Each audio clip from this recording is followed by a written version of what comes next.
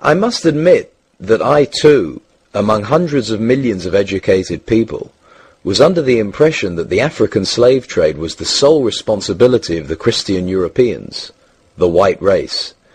That is, until I started exploring the subject in greater depth, and especially after reading an incredibly enlightening book called The Legacy of Arab Islam in Africa by John Alambila Azuma.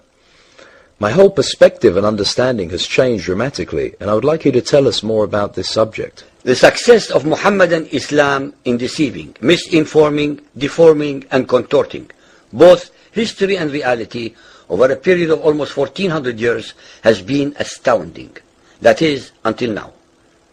The greatest tragedy about this particular subject is that most of the descendants of African slavery, the black people in the Americas, around the world, as well as among the African blacks, are totally ignorant of the actual facts.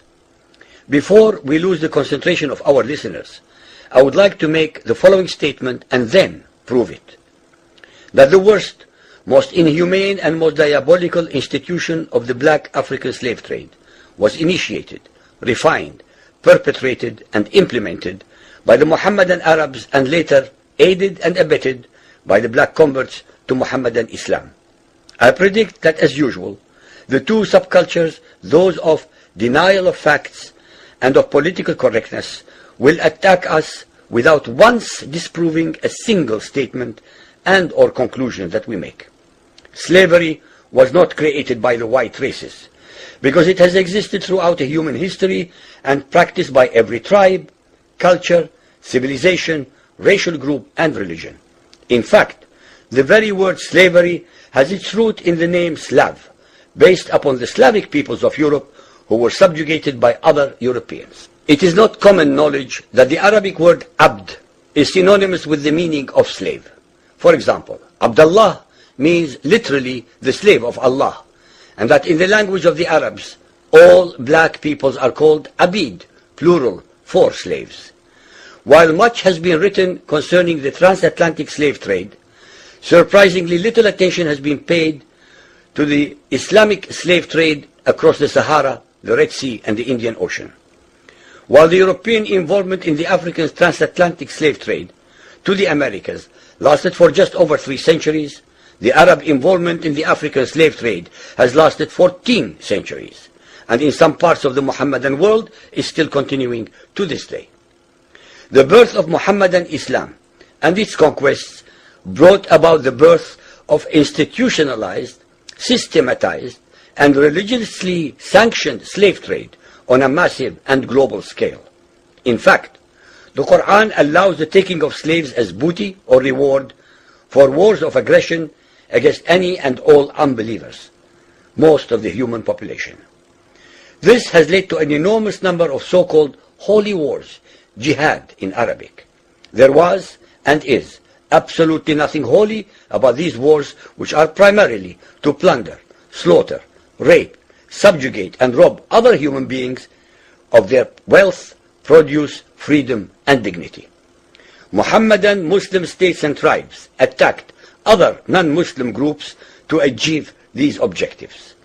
Although Islamic jurisprudence laid down regulations for the treatment of slaves, however, incredible and heinous abuses have occurred throughout the history of Mohammedan Islam.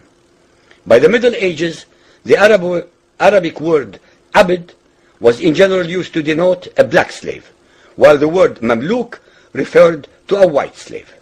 Ibn Khaldun, 1332 to 1406, the preeminent Islamic medieval historian and social thinker, wrote, "The Negro nations are, as a rule, submissive to slavery, because they have attributes that are quite similar to dumb animals." It should also be noted that black slaves were castrated based on the assumption that the blacks had an ungovernable sexual appetite.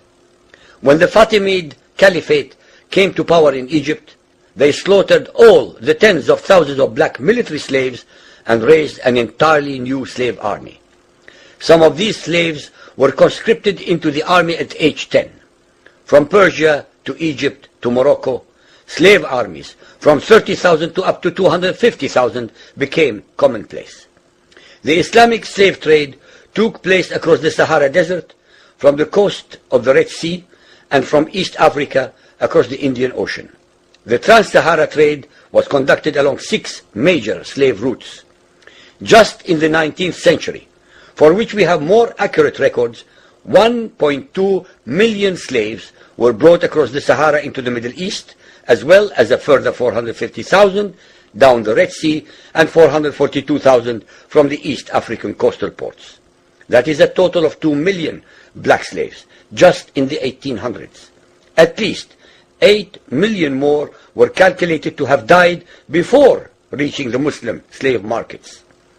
A comparison of the Islamic slave trade to the American slave trade reveals some extremely interesting contrasts. While 2 out of every 3 slaves shipped across the Atlantic were men, the proportions were reversed in the Islamic slave trade. 2 women for every man were enslaved by the Muslims. While the mortality rate of slaves being transported across the Atlantic was as high as 10%, the percentage of slaves dying in transit in the Trans-Sahara and East African slave market was a staggering 80 to 90%. While almost all the slaves shipped across the Atlantic were for agricultural work, most of the slaves destined for the Muslim Middle East were for sexual exploitation as concubines, in harems, and for military service. While many children were born to the slaves in the Americas, the millions of their descendants are citizens in Brazil and the United States today. Very few descendants of the slaves that ended up in the Middle East survive. While most slaves who went to the Americas could marry and have families, most of the male slaves destined for the Middle East were castrated, and most of the children born to the women were killed at birth. It is estimated that possibly as many as 11 million Africans were transported across the Atlantic, 95% of which went to South and Central America, mainly to Portuguese, Spanish, and French possessions. Only 5% of the slaves ended up in what we call the United States today. However, a minimum of 28 million Africans were enslaved in the Muslim Middle East.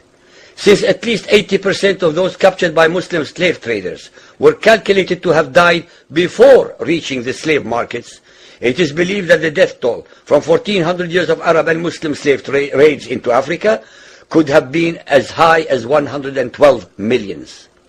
When added to the number of those sold in the slave markets, the total number of African victims of the Trans-Saharan and East African slave trade could be significantly higher than 140 million people.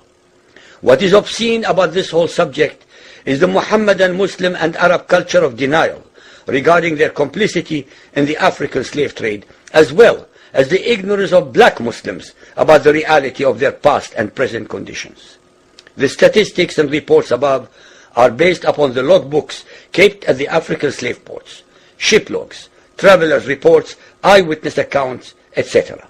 Ladies and gentlemen, the facts and reality of Muhammadan Islam's complicity in the slave trade and their inhuman depravity are infinitely more devastating, more staggering, and more incomprehensible than all the nightmare fictions in the